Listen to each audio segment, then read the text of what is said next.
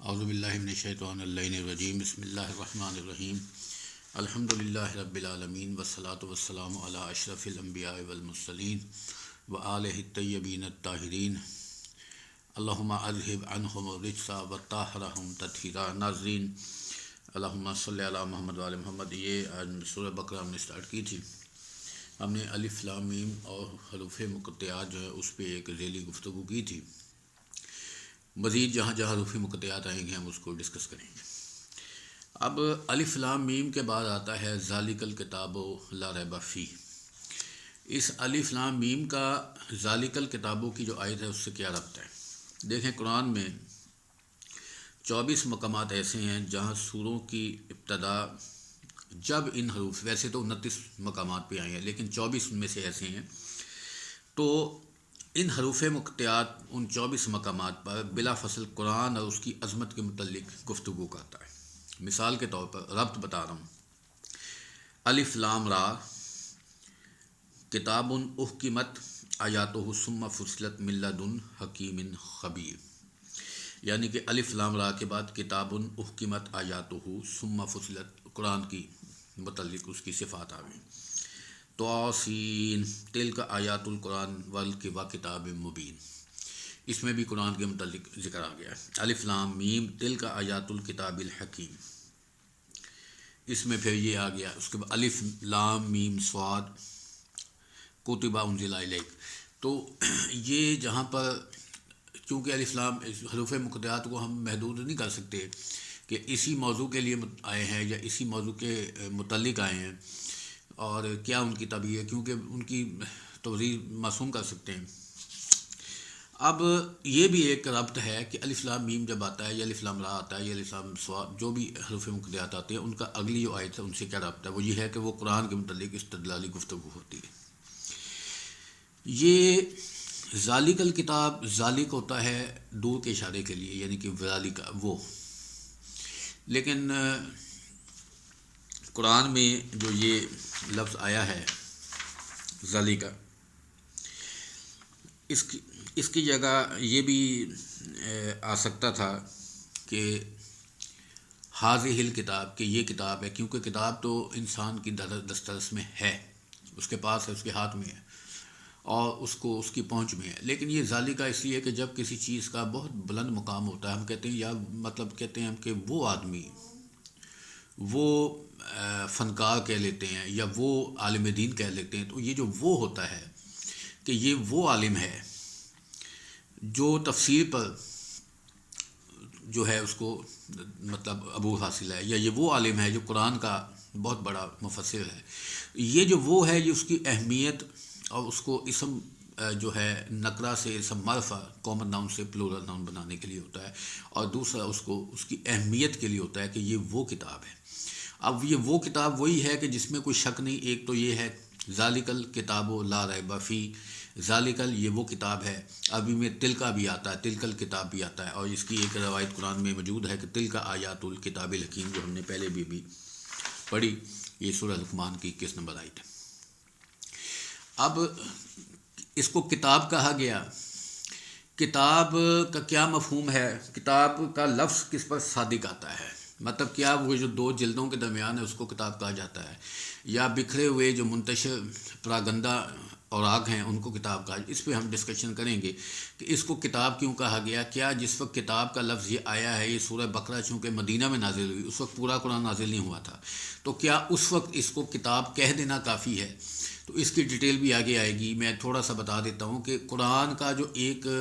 آیت بھی ہے، ایک ٹکڑا، ایک جز بھی ہے، اس کو ابھی لفظ قرآن ہی صادق آتا ہے، اس کو بھی قرآن ہی کہا جاتا ہے۔ تو لہٰذا جتنی صورتیں یا آیات نازل ہو چکی تھیں قرآن کی، ان کو مجملاً ان کو کتاب جو ہے کہا جا سکتا ہے۔ اب یہ اس ڈسکشن کے بعد اس میں تھوڑا سا اس کو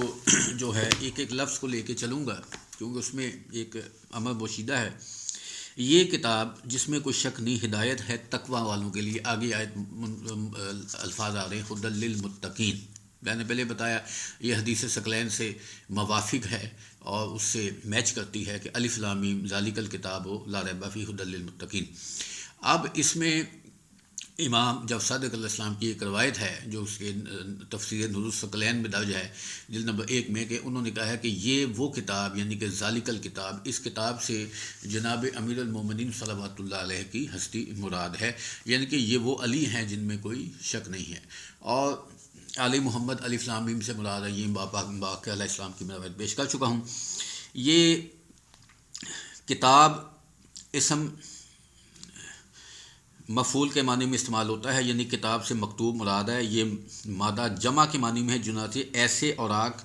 جن پر کچھ لکھا ہو یہ کتاب کے معنی میں آتے ہیں۔ اچھا، یہ کتاب کتبہ کتبہ یہ لفظ قرآن میں بہت آئے ہیں۔ ذالک پہ ہم نے ڈسکشن کر لی کہ ذالک دو کے لیے ہوتا ہے، لیکن یہاں اہمیت کے لیے ذالک آیا ہے، بعض اوقات تلکا بھی آیا ہے، وہ بھی دو کے لیے ہوتا ہے۔ حاذہ الکتاب کہ یہ کتاب ہے، یہ نہیں آیا کیونکہ اہمیت بتانی تھی۔ اب وَكُتِبَ عَلَيْهِمْ فِيهَا أَنَّ النَّفْسَ بِالنَّفْسِ، یہ قرآن کی وہ مطلب ورسز ہیں جو قرآن نے ایز اٹ از کوٹ کر دی ہیں، قرآن میں اللہ نے کوٹ کر دی ہیں، جس میں آتا ہے ہم نے وَكُتِبَ وَكَتَبْنَا عَلَيْهِمْ، اور ہم نے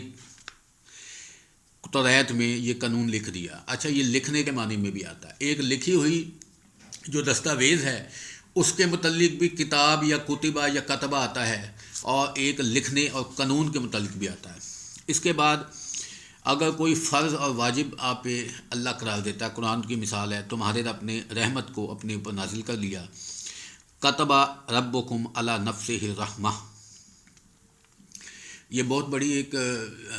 مطلب ایک میسج ہے کہ اللہ پروردگار عالم نے اپنے اوپر خود ایک چیز فرض کر دی ہے، واجب کر دی ہے کہ مجھے I have to do this, I must have to do, کیا کہ میں نے رحمت کرنی ہے، اور یہی ہے کہ اس کی رحمت اس کے غضب پر حاوی ہے۔ یہ ہے کتب علیکم الصیام، تم پر روزے کا حکم لکھ دیا گیا ہے، یہاں پہ بھی کتب علیکم القصاص، یہ بھی قرآن میں آیا ہے۔ تو اس میں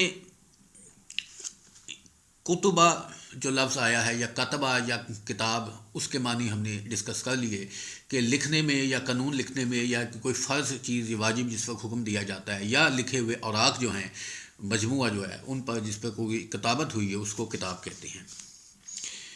ریب لا ریبہ فی، ریب یہ بدگمانی اور عدم اعتماد کے طور پہ آتا ہے، شبہ بدگمانی اور عدم اعتماد۔ یہ لفظ محسن علی نجفی صاحب اس کے متعلق لکھتے ہیں کہ یہ لفظ شک کا مترادف نہیں ہے جیسا کہ عام طور پہ خیال کیا جاتا ہے، یعنی کہ شک نہیں ہے، عدم اعتماد ہے۔ اب خدا ہدایت یعنی مہر محبت کے ساتھ رہنمائی کرنا، بلا معاوضہ کسی کی ہدایت کرنا۔ متقین لا ریبہ فی ھدی للمتقین، ایک ایک لفظ میں ہم جائیں گے، اس کی ڈسکشن بعد میں مزید آئے گی۔ متقین تقویٰ کی جمع ہے، تقویٰ کا مطلب عام طور پر یہ کیا جاتا ہے جس کا لفظی معنی ہے، یہ وقایا سے ہے، تقویٰ یعنی وقایا، جس کا لفظی معنی ہے ہر اس چیز سے نفس کو بچانا جس سے گزن پہنچنے کا خطرہ ہو۔ یہ آیت اللہ شہید مطاری رضوان اللہ تعالیٰ کی جو 40 کتابیں، اس میں ایک ہے چھوٹی چھوٹی کتابیں ہیں،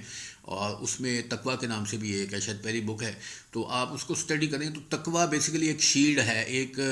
حفاظتی شیلڈ ہے جو بیرونی جو یا اندرونی جو بھی محرکات ہیں، جو عوامل ہیں، جو شیطانی عوامل ہیں، جو نیگیٹو تھاٹس ہیں، جو نیگیٹو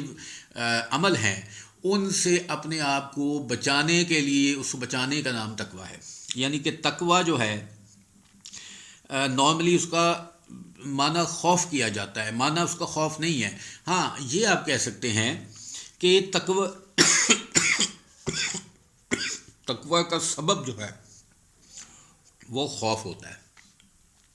یعنی کہ جب آپ اللہ کا خوف ہے تب ہی کسی چیز سے بچیں گے، لیکن اس تقویٰ اس بچنے کا نام ہے، تو مطلب فائنلی وہ جو ہے وہ اس میں آ جاتا ہے، اس میں آ جاتا ہے کہ یہ اپنے آپ کو ایک شیلڈ ہے جسے آپ نے بچانا ہے۔ روایات میں آتا ہے کہ جو تقوی اختیار کرتا ہے، یہ قرآن پاک میں بھی ہے، میں کہیں آیت میں ذکر کروں گا، اس کا رزق بڑھ جاتا ہے، اس مفہوم کے ساتھ آیت۔ اب اس میں ہم ایک مزید جو ہم یہ کہہ سکتے ہیں کہ ایک تو یہ ہے کہ یہ قرآن ایسے حقائق کا مجموعہ ہے جنہیں مکمل طور پر سمجھنے میں کوئی شک و شبہ باقی نہیں رہ جاتا، یعنی کہ جب آپ قرآن کو سمجھ لیتے ہیں، ایک لا ریب کا یہ مطلب ہے، جب آپ اس پہ سمجھ لیتے ہیں آپ کی توحید کامل ہو جاتی ہے، بلکہ اکمل ہو جاتی ہے۔ اس کے بعد رسالت، اس کے بعد سب سے بڑے جو دو ٹاپک ہیں قرآن میں وہ ہیں توحید اور معاد، یعنی قیامت، روز آخرت، اور اس میں بھی ذکر آئے گا اس کا، یعنی کہ یہ بیسیکلی آپ یہ جو 4-5 آیات ہیں قرآن میں سورہ بقرہ کی جو اول میں آئی ہیں، یہ آپ کا بیسیکلی مومنین کی صفات، متقین کی صفات ہیں۔ اس کے بعد یہ کیونکہ نظام قرآن ہے، یہ قرآن جب مرتب ہو گیا تو اس ترتیب میں پیغمبر صلی اللہ علیہ وسلم نے مرتب کیا، تو اب یہ ہمارے لیے جو دستور کے طور پہ آیا ہے، ہم اس ترتیب سے اس کو چل رہے ہیں۔ لہٰذا جو موجودہ ترتیب رسول پاک صلی اللہ علیہ وسلم کی ہمارے پاس موجود ہے وہ یہ ہے کہ پہلے متقین کی صفات آتی ہیں سورہ بقرہ میں، اور اس کے بعد کفار کی مذمت آتی ہے، ان کی مطلب جو بھی ان کے خصلتیں ہیں وہ بیان کی گئی ہیں، پھر منافقین کا ذکر آتا ہے، اور پھر ایھا الناس کہہ کے ایک ٹوٹل اب تمام جو ہے لوگ ہیں، انسان ہیں، ان کو مخاطب کیا جاتا ہے۔ تو یہ اس پیرائے میں قرآن جو ہے مرتب کیا گیا، یہ ہم چلیں گے آگے۔ ایک تو یہ ہے کہ کوئی شبہات اور کوئی کج فہمی، کوئی کوتا بینی، یہ نقائص جو ہیں کسی بھی قسم کے، چاہے وہ توحید کے متعلق ہوں، چاہے وہ رسالت کے ہوں، معاد کے متعلق ہوں، امامت کو بھی، جو بھی آپ کے بنیادی عقائد ہیں، اصول دین ہیں، وہ بیسیکلی یہ عقیدے کی بات ہو رہی ہے۔ وہ کتاب ہے جو آپ کے جس پہ عمل کرتے ہوئے، جس کو فالو کرتے ہوئے، اچھا قرآن اس وقت آپ کو زیادہ سمجھ آئے گا جب آپ قرآن پہ عمل بھی کریں گے۔ میں آپ کو ایک مثال دے دیتا ہوں، جس طرح ہم اس تفسیر میں آگے بڑھیں گے، ہمیں کوئی جلدی نہیں ہے، ہم نے اس کو 1 سال میں ختم کرنا، یہ کئی سال لگ سکتے ہیں۔ مقصد یہ ہے، محاصل یہ ہے کہ آپ کو اور مجھے خود، میں بہت کچھ سیکھ رہا ہوں اس کو سمجھنا اور اس پہ عمل کرنا۔ اگر آپ ایک حدیث پڑھتے ہیں یا قرآن کی آیت پڑھتے ہیں جس میں فلاں چیز ہے، اس کو حرام قرار دیا گیا ہے، آپ اس کو پڑھتے ہیں، آپ اس کی ترجمہ پڑھتے ہیں، آپ اس کے معنی یا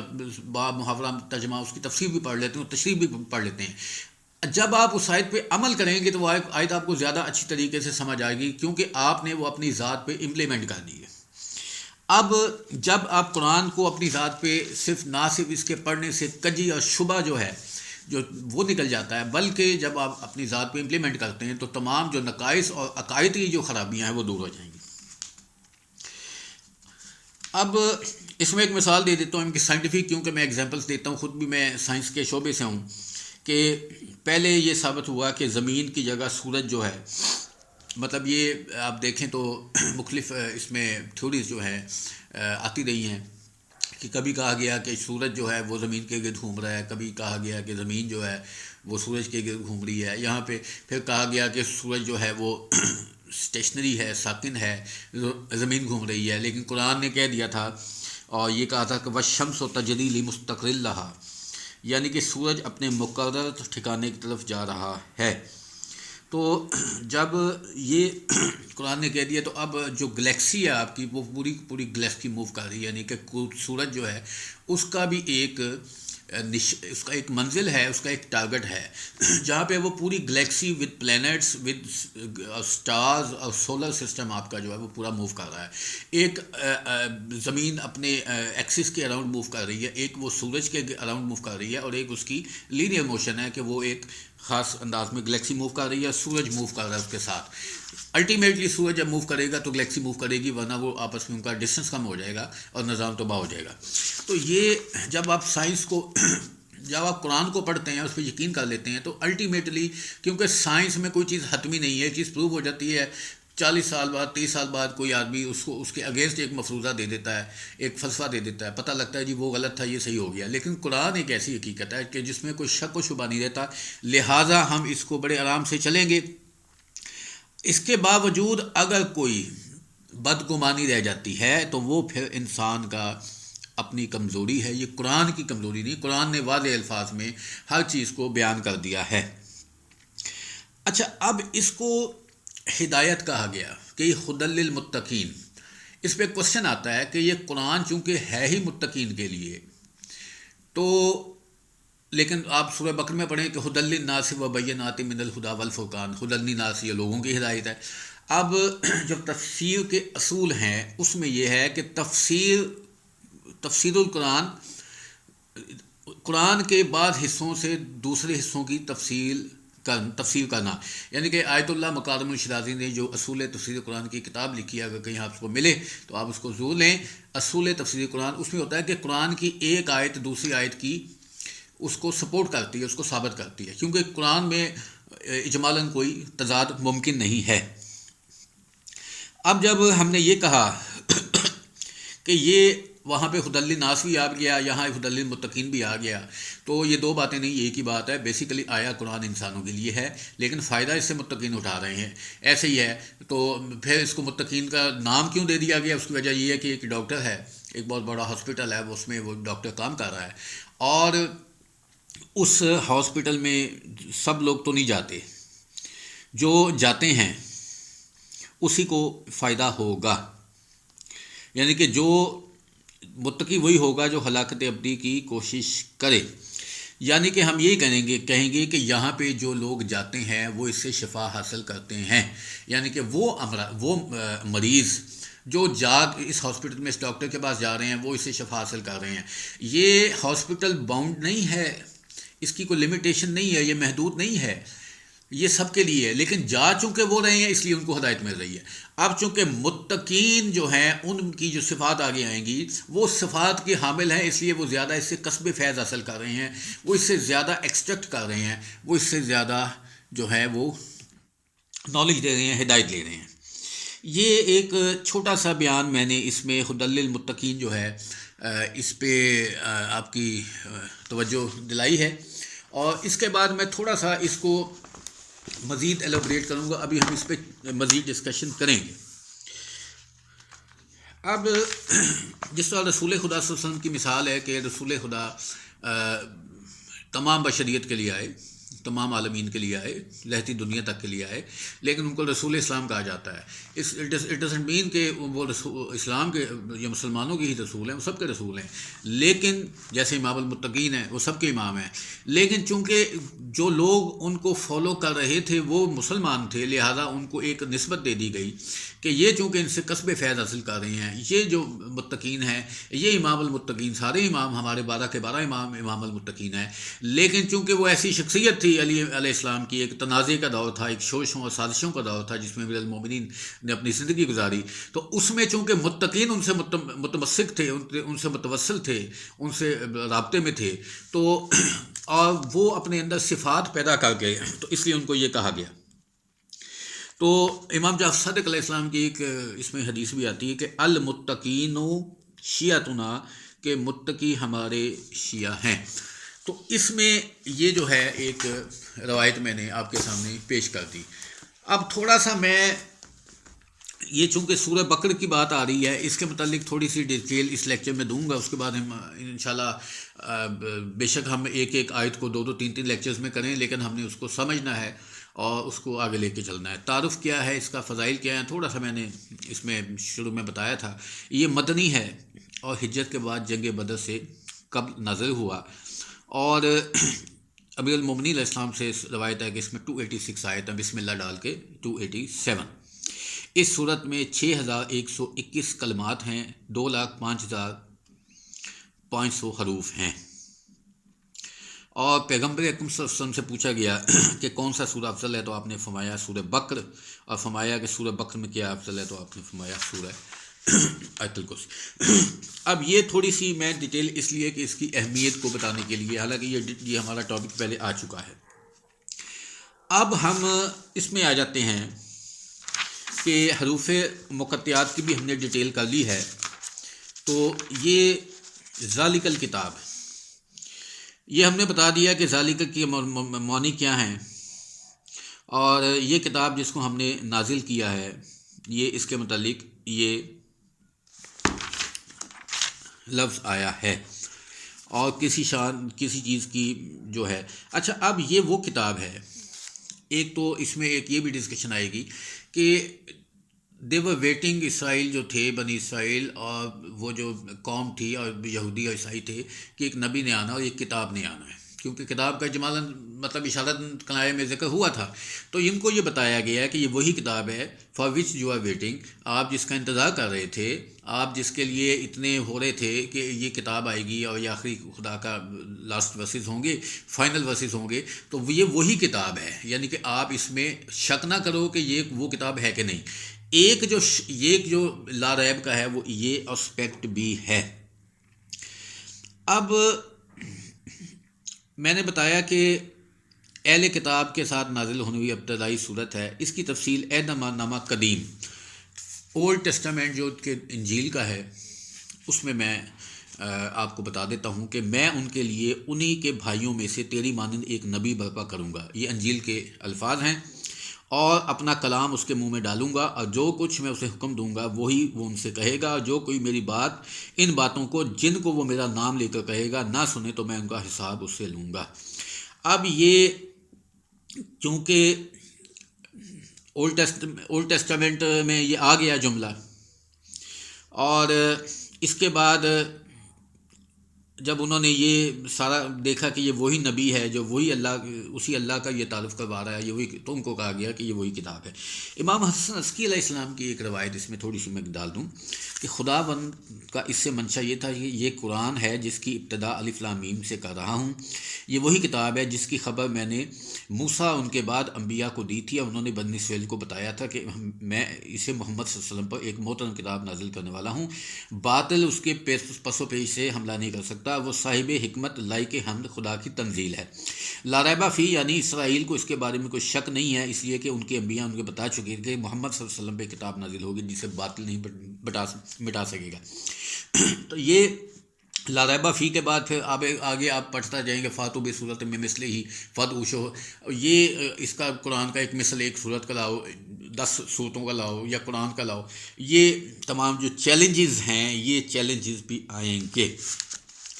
اور اب اس کے بعد ھدی للمتقین کے جو ہم نے بات کی کہ اولئکا، یہ اس کی ڈیٹیل بعد آئے گی. تو یہ ایک تھوڑی سی جو ہم نے آج ڈسکشن کی ہے، میرا خیال ہے یہ کوئی 22-23 منٹ کا ہمارا ایک ہو گیا ہے. اس میں ہم نے صرف یہ کہا ہے کہ الف لام میم کے ساتھ ذالک الکتاب کا ربط کیا ہے،